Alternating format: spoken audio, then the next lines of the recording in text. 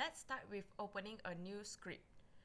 So we press File, go to New File, and then select R Markdown. You will see a pop-up window here. Feel free to edit the title and press OK to proceed. And now you can see your new script template is created. Now let's go through some basics. Here are some guides provided by R in default for some general functions. In our tutorial, we shall just highlight this whole chunk from the R Markdown itself, and from all this onwards, you can just delete the whole thing and you will see a clean R Markdown template. Why do we use R Markdown?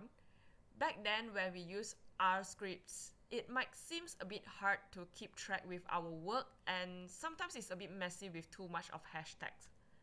As compared to R script, R Markdown actually enable you to differentiate between text and command using code chunks. So what is code chunks? Code chunks is basically this gray color row, and you will see a play button here. So this is where you can put in your codes and run it manually. So to insert the chunk, there are a few ways, alright? So to include the chunks, you can either use the keyboard shortcut with Ctrl-Alt-I, and for Mac user, you can use the Command, Option, and I, pressing it together to run the code chunks. Okay, I will put it here as a reference. So Ctrl-Alt-I, then you will see there is a code chunk here. Other than that, another way is to press the Add Chunk button in the command in the editor toolbar. So here, you can see R here, and then you just select it. Alright, it works the same. Okay, the third way is by typing the chunk delimiter, by using the delimiter sign, like manually pressing it, the comma above the tab, there's like this 3 inverted comma thing, 1, 2, 3, and then brace bracket, and then press an R, and then press enter, and then you press again the delimiter again, 1, 2, 3, and you are done. So you can create the code chunks in these 3 ways. Alright, during this tutorial, you will see quite a bit of hashtag sign from time to time. This actually allows you to include some notes or comments for your own reference and keep track of your work, as R will not process anything with the hashtag. So the good part in R Markdown is that you can actually just type any relevant text without using hashtag, and then you can differentiate between these codes and words together and for your own notes and references lah. So just FYI, R actually needs its own working directory to work. Any file that is not in the working directory will not be detected or immediately available for R. Therefore, you will need to check your working directory to get it started. So to know your current working directory, you will need to get your working directory by typing the getwd function. So just put getwd, open and close bracket, and then you just press run. So you can press this button to run it, and then it will show that this is your current working directory. There's another alternative way to run it. You just press alternate enter, and then you would also have the same output. So I will put a shortcut note here, alternate plus enter. Okay. Other than the getwd function, you can actually source your file location. So you can go to session, and then go to set working directory, and then go to source file location, and it will actually came up with this is your file location itself lah. So I will just put a hashtag here as a note for your reference. So now you would like to change your working directory in your specific folder because the currently is the desktop. So maybe I want to change certain way to find my directory and then to change my directory in order for R to run. So how do I actually set working directory is by going session again and then set working directory, and then this time we go to choose directory. Okay, and if I want to change to like maybe at the document file, and then I will just open here, and then that should work, and then your work directory have already changed to the document file. All right, here are your references. So now let's revise a bit on some basics of R on how to create vector. To create a vector of value, we usually use the concatenate function, also known as C. So to create the vector of like 1, 2, 3, 4, 5, so we press C, open bracket, 1, 2, 3, 4, 5. And then you just press alternate enter, and then you will see this is your data already. You have created a vector. So if you want to put like from 1 to 10, you can actually don't need to run like C 1, 2, 3, 4, 5, 6, 7, 8, 9, 10, but just press C 1 colon 10, which actually indicates like from 1 to 10.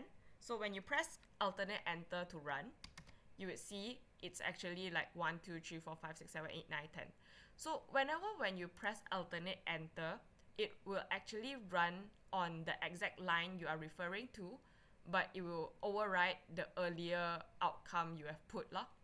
So if you want everything to come out, you just run everything, run current chunk, and then these two output will show you the same thing. All right. So now we want to store, like we have created the data set like C 1, 2, 3, 4, 5, right? So now we want to store the value or data into an object. So imagine that you want to create a new data set and then you want to store into a variable. So this function is actually known as creating a new variable. So whenever we want to create any new variable or store the data into an object, you would usually use the assignment operator, which is this one, the left arrow sign. For example, if you want to create an odd number dataset, you will put something like odd, and then the assignment operator C concatenate 1, 3, 5, 7, 9. All right. So if I want to do the same thing for even number, we'll do similar things by putting even, the assignment operator, and then concatenate 2, 4, 6, 8, 10. All right. Then you press enter. Okay.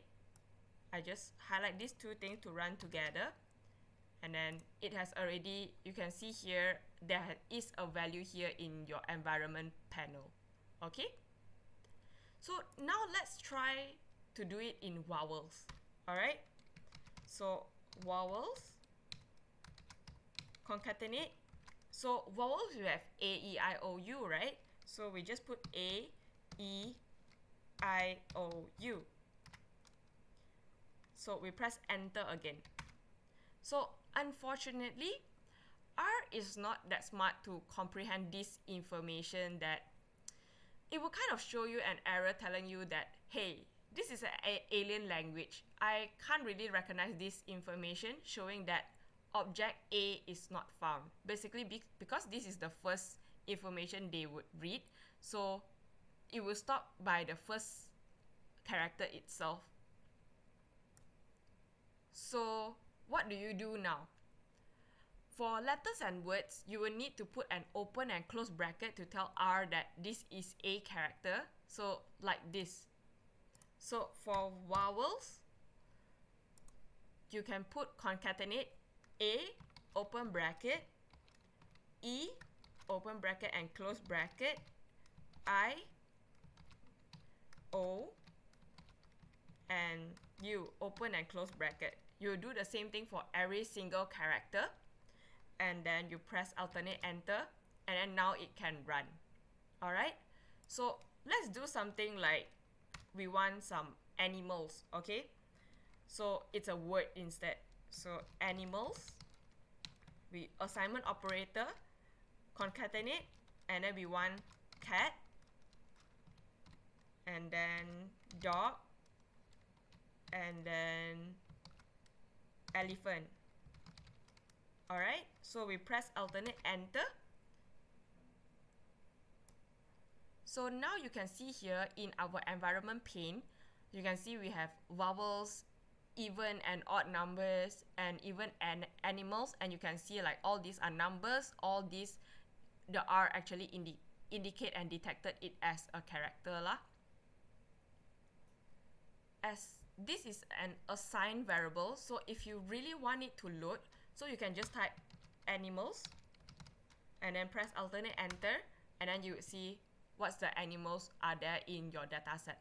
So you wouldn't need to keep on typing the concatenate function and then like keep on typing the same thing over and over again lah. So earlier we have actually created the odd and even number data set, right? If I want to combine these two data set, this is what we can do. To create a new variable, like I will call it as numbers, then apply this assignment operator. So how do we combine object into data frame is that we put numbers as a new set of data. So we use assignment operator again. And then because we want to create a data frame, right? So we put data frame and then open bracket, because we want to combine odd and even number together. So we just select odd and then press even and then alternate enter. Alright, so when we try to load numbers and then press enter again, then you will see the odd and even numbers is all stated here already. Alright, so one thing to take note is that R is a very case sensitive thing. So if you put the word numbers, and you press load, right, it actually show you that the error object numbers is not found, because like you have not allocated something into this object, but you have actually put in the one with capital N, and then when you load it, it would actually only appear with that. So here are some important tips to take note that be very extra careful in typing, because it's very case sensitive. Every capital and small letter is very important. Even same words with different case are treated as different objects. Alright? So sometimes when you want to like maybe put two lines command to be run together, so you can put a semicolon button, or also just to take note that when we always put like 1 plus 1 equals to 2, but when something like the name is also equals to like Cassandra, but you will need to put like name double equal to the character Cassandra. Does that make sense? Because equals is actually used in function to assign values, while double equals is only equivalent to equal to in logical tests. So I will put a note here as your reference. Alright? So next, we will go with load packages. So before loading packages, you will need to make sure that you have installed the package that is needed. So if you have not downloaded the packages, you can try this together. So you can put install packages and then open bracket. So what package do you want? So you can press like dplyr and then press enter.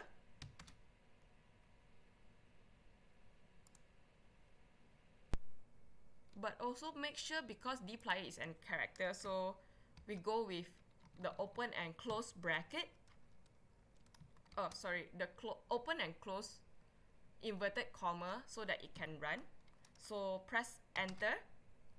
So you can see this updated loaded packages window if like you will need to restart and stuff, you just press yes if you want to restart. But like since I've already installed the packages, so I will just press cancel. So if you want to load the packages, so provided you have already installed the packages, so you go with library, open and close bracket, and then put dplyr. Alright, so you just press alternate enter, and then it will run. So sometimes don't get intimidated when you see the red color words, red color sign, as you can see, but it's actually telling you that, oh, I have actually loaded the package. Anything else regarding the dplyr library, dplyr packages, it will automatically run lah. Alright, so as usual, like library to load the Magrittr packages, so you can just press this and then enter and you are done. Alright, there's actually this comprehensive built-in system in R where it located at multiple function pane that you can actually seek help from R. Okay, when you are unsure how to put in your commands, we are unsure what to do, so you can actually go to this multiple function pane and go to help, and then you can just press, like for example, you are unsure how to put in arrange, so you can just put ARRANGE and then press enter, and then it will come out with the general solution of it on how to use, what does that mean for that. Alright, alternatively, you can put in the command prompt and it will work the same way. So for example, if you are unsure how to use the filter function, so you put help filter and then alternate enter, and then you can see like there is like this thing, you can press into it, or like help with arrange. Alright, then you will see this, and then another shortcut is that you just press, you are unsure, right? So you just press a question mark and then press arrange, and that will work the same thing. So I have actually covered the general basic of R, how to use R, and like to show the environment pane and the multiple function pane and how the console works. So sometimes you will see something happen here but not up here. So just a final note that R will not auto run your code chunk unless you tell them to do so. So sometimes you work something halfway, right? And then you want to continue on the next day. So do remember to reload your packages and rerun your R chunk if you would like to continue your previous work. Just for a shortcut, you can just go to run and then select run all or run all chunk above here, and then you may proceed with your existing work. So everything will be loaded here so that you can continue with your work. And that's all about the basic of R. Now, go to the next slide and let's proceed with part 2.